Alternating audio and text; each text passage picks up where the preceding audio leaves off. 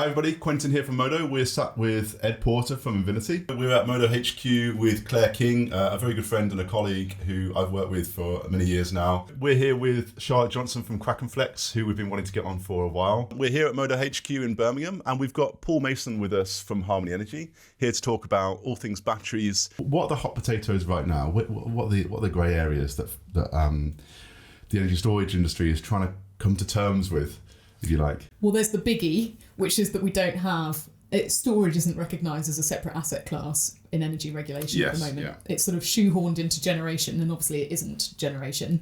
In the grid code and all that, right? Yeah. And all of those changes are coming, apparently, but coming pretty darn slowly.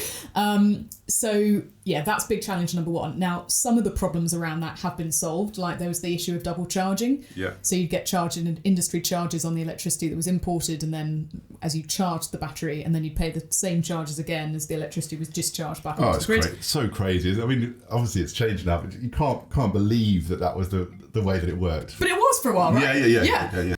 The imperfect storm this winter, craziness across the board. What does this mean for flexible assets, and what's the opportunity out there? It's a huge opportunity for providers that have got dispatchable technologies or flexible assets, like you said, because if you have a battery, you can obviously discharge into those kind of peak prices, whether it's day ahead or you can opt to enter into the BM. And the same with sort of gas generation as well. A lot of gas generators were holding back capacity on the day ahead market in the hope that they would be successful in the balancing mechanism. So longer duration storage. Yeah. At the moment, what does longer duration storage mean?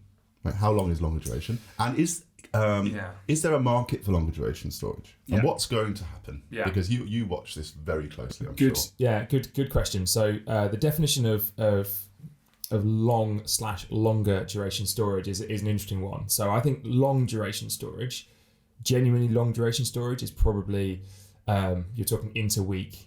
You might be talking seasonal. You might be talking. You're trying to address. I think fundamentally you're trying to address the heating imbalance between seasons, and you're trying to address the problems that come with having wind cycles. So your wind cycle might be, say, 1 to 4 weeks. So you're trying to get around those issues. Okay, you've been out doing the roadshow, speaking to investors the last few months, more I guess as much as anybody has in this game. So what's the investor appetite like for energy storage? Well, can you talk through the type of investors you've been speaking to, and how they've been receiving I don't want to say the word story because it sounds made up, right? But you've got investors who are institutional investors or people who invest in infrastructure. They might be used to normal power projects or bridges, and you're presenting something very different. So they need to understand the macro picture. So how are investors finding that? How are they receiving this? I think really well right now. I mean, we've been on this journey for a long time, and I think the big picture has always been easy to sell in terms of we all know we're moving on that journey towards more renewables. I think that no one's questioning that side of the story. The question was always, well, does that really equate to greater revenue opportunity for batteries? So we've run out of time. We're going to leave the conversation there.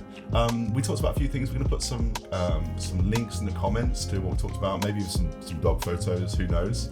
And then please like, comment, subscribe, share, and see you on the next one. Thanks, Ed, for coming in. Thanks for having me.